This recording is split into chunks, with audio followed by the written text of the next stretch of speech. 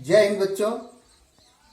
आज हम आप सबके लिए एक ऐसी जानकारी लेकर आए हैं जो न सिर्फ बायोलॉजी के छात्रों के लिए बहुत ही उपयोगी है, बल्कि यह जानकारी डॉक्टरों, वैद्यों तथा आम जन के लिए भी बहुत ही महत्वपूर्ण है। तो आइए हम सब इन चीज़ों को जानते हैं।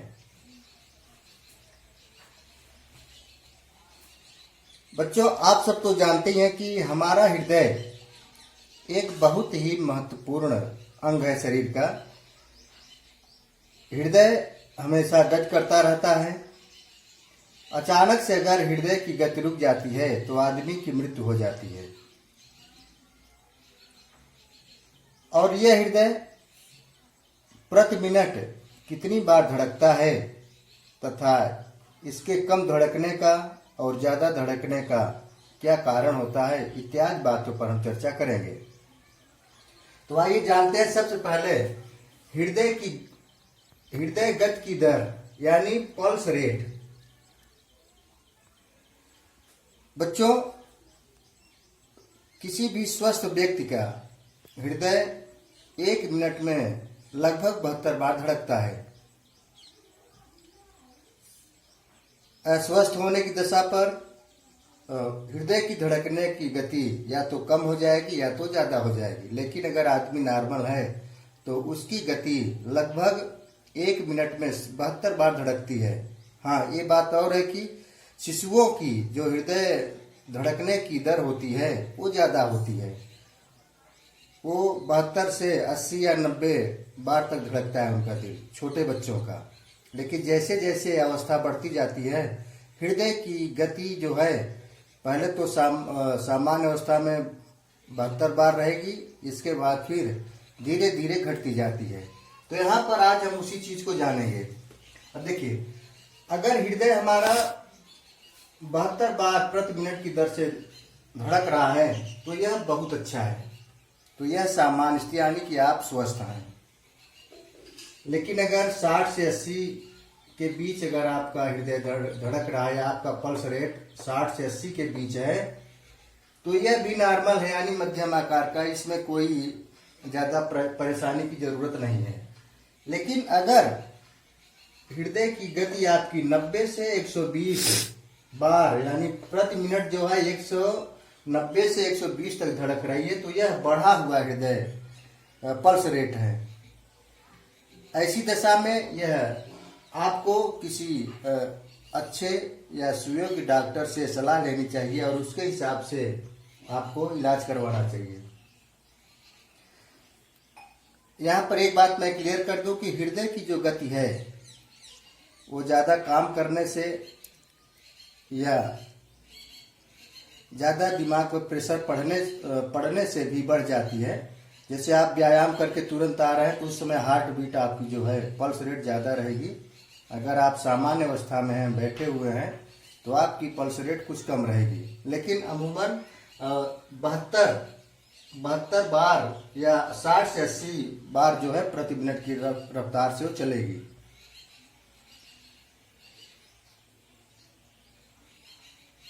अब देखते हैं शरीर का तापमान यानी बॉडी टेम्परेचर। बच्चों, यहाँ पर एक बात मैं क्लियर कर दूं कि हमारा जो शरीर है, शरीर में अगर आंतरिक अंगों में या बाह्य अंगों में कोई प्रॉब्लम होती है तो शरीर हमारा कुछ न कुछ सूचना देता है हमें, यानी कि इंडिकेट करता है। और उसी के तहत वो हमारे शरीर का तापमान बढ़ाता है, हमारे शरीर में दर्द उत्पन्न करता है। तो हम यह कह सकते हैं कि अगर हमारे शरीर में तापमान बढ़ रहा है या कहीं किसी अंग में दर्द हो रहा है, तो यह शरीर के द्वारा दिया जाने वाला सूचना है, एक सूचक है। इसलिए हमें दर्द को इग्नोर नहीं करना चाहिए। यानी कि दर्द हमारा क्या है, हमदर्द है।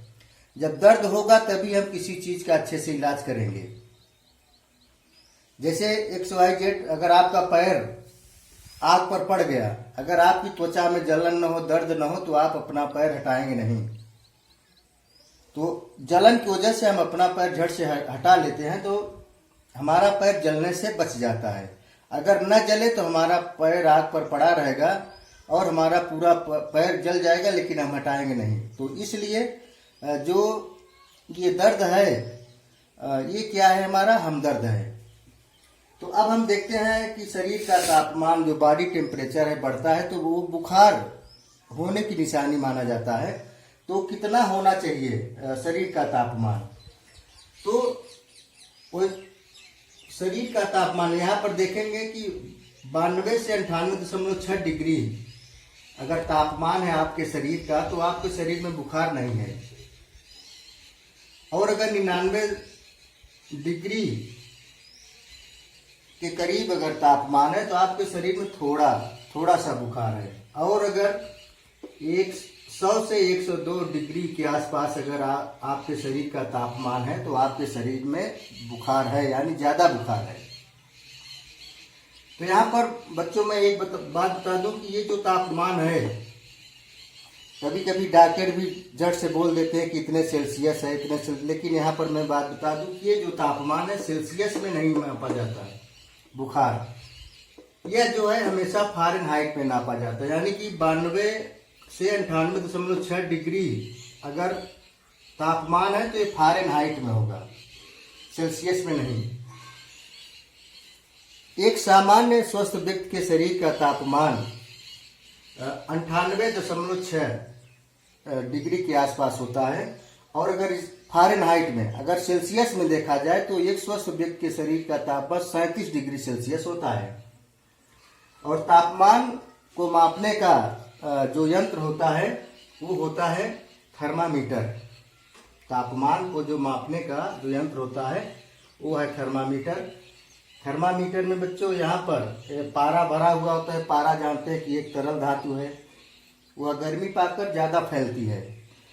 तो जैसे ही हम शरीर में लगाएंगे, तापमान हमारा बढ़ा हुआ है, वैसे तो नॉर्मल तापमान पर ये नहीं बढ़ता है, लेकिन जैसे शरीर के अंदर हम टच करेंगे, कहीं यहाँ पर लगाएंगे मुख में डाल के, तो शरीर का टेम्परेचर बढ़ा हुआ रहेगा। तो उस टेम्परेचर के हिसाब से इस जो ये है पारा, ये ऊपर चढ़ेगा।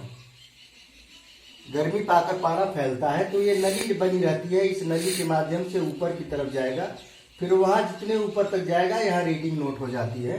तो इस हिसाब से तापमान की गणना होती है थर्मामीटर में। अब बच्चों इसी कड़ी में हम देखेंगे शरीर में रक्तचाप यानी ब्लड प्रेशर क्या है। ब्लड प्रेशर भी हमारे शरीर के लिए अगर ज़्यादा हो गया तब भी नुकसानदायक है और कम हो गया तब भी नुकसानदायक है। तो इसको हम कैसे देखते हैं, यहाँ पर देखिए बच्चों, इस सारणी में यहाँ पर जो हमारा ब्लड प्रेशर है उसका दिया गया है कि कितना सामान्य होना चाहिए और कितने पर ज़्यादा होता है। तो यहाँ पर देखेंगे 120/80 है। तो इसका मतलब 120 का मतलब है कि ये हमारा सिस्टोलिक ब्लड प्रेशर है, सिस्टोलिक ब्लड प्रेशर है। और जो यहाँ पर 80 दिया हुआ है डिस्टोलिक यानी नीचे का ब्लड प्रेशर है, डिस्टोलिक। तो अगर 120 और 80 है हमारा अगर ब्लड प्रेशर तो ये सामान्य अवस्था में है। इसके बाद देखेंगे अगर 180 से 185 के बीच है हमारे शरीर का ब्लड प्रेशर तो वह भी सामान्य अवस्था में है। अब हम देखेंगे 140 और 90 के बीच अगर, यानी कि 140 अगर हमारा सिस्टोलिक है और डिस्टोलिक है 90, तो वह थोड़ा सा बढ़ा हुआ होता है। लेकिन अगर हमारा सिस्टोलिक जो ब्लड प्रेशर है 150 है और डिस्टोलिक 95 है तो यह बहुत ज़्यादा यानी वेरी हाई, बहुत ज़्यादा ब्लड प्रेशर हो जाता है। ऐसी कंडीशन में आप डेंजर जोन में चले जाते हैं, तब आपको किसी डॉक्टर की सलाह लेनी चाहिए या डॉक्टर के पास जाना चाहिए। यहाँ पर बच्चों एक बात क्लियर कर दे कि जो हमारा ब्लड प्रेशर है वह कई कारणों पर निर्भर करता है, लेकिन जो सबसे बड़ा कारण है वह है यदि आप ज़्यादा मात्रा में चीनी का सेवन, नमक का सेवन और तली पदार्थों का सेवन कर रहे हैं तो आपके शरीर में मोटापा होने लगता है धीरे धीरे। तब आपकी नसों और शिराओं में कोलेस्ट्रॉल जमा होने लगता है, तब जो रक्त है हमारा धीमी गति से धीमी गति से शिराओं नसों में बहता है, तब जो है हमारे हृदय को ज्यादा मेहनत करनी पड़ती है उसको ढकेलने के लिए। तब यही है हमारा क्या, ब्लड प्रेशर। इसको अगर दुरुस्त करना है तो हमें फास्ट फूड जैसे तैलीय पदार्थों का सेवन, चीनी का सेवन, नमक का सेवन कम करना पड़ेगा। साथ ही साथ हमें स्वच्छ वायु में रहना है, संतुलित भोजन करना है, साथ ही साथ नियमित व्यायाम करना है। बच्चों, अब हम देखेंगे ऑक्सीजन लेवल। ऑक्सीजन हमारे शरीर के लिए बहुत ही आवश्यक गैस होती है। इसे प्राणदायिनी वायु के रूप में जाना जाता है। ऑक्सीजन हमारे फेफड़ों से होते हुए रक्त में मिलती है और रक्त के माध्यम से शरीर के जो सेल्स होते हैं, टिश्यू होते हैं, यानी कि कोशिकाओं और ऊतकों, अंगों तक ये ऑक्सीजन पहुंचती है और वहां पर माइटोकॉन्ड्रिया में इसका जारण होता है, यानी ऑक्सीडेशन होता है। तब जाके इससे पर्याप्त मात्रा में ऊर्जा मिलती है और उस ऊर्जा का उपयोग हमारा शरीर के अन्य कार्यों में करता है। तो ऑक्सीजन लेवल हमारे शरीर में अच्छे से रहना चाहिए। तो ऑक्सीजन लेवल कैसे देखेंगे, इसके लिए एक होता है ऑक्सीमीटर। इसे ऑक्सीजन लेवल को नापने का जो एक यंत्र होता है उसे बोलते हैं ऑक्सीमीटर। ऑक्सीमीटर में पल्स, ये आपका जो है पल्स रेट भी गणना होती है और जो है ऑक्सीजन लेवल की भी गणना होती है एक साथ। तो ऑक्सीमीटर लेके यहाँ अंगुली में दबा दिया जाता है, ऐसे अंगुली में फंसा के, तो आपके अंदर कितनी ऑक्सीजन है इस चीज का पता चल जाता है और आपका पल्स रेट कितना ये भी पता चल जाता है।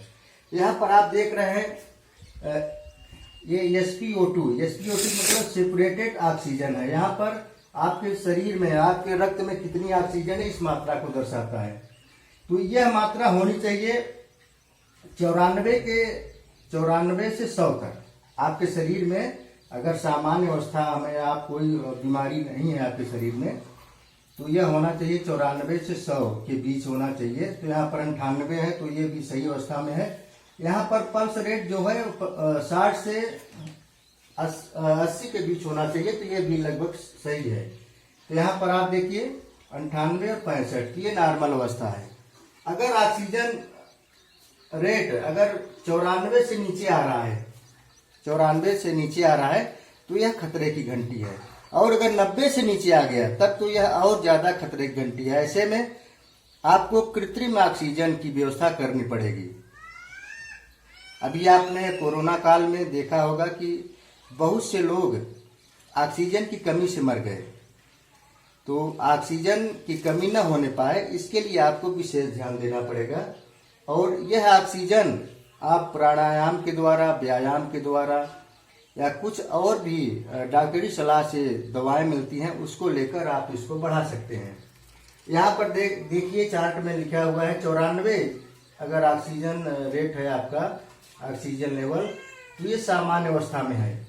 अगर 95 से 100 है तो ये बहुत अच्छा है। अगर 90 से 93 के बीच है तो ऑक्सीजन लेवल थोड़ा कम है, और अगर 80 से 89 के मध्य आपका ऑक्सीजन लेवल है तो बहुत कम है। तो आपको ऐसी दशा में आपको विशेष सावधानी बरतने की जरूरत है।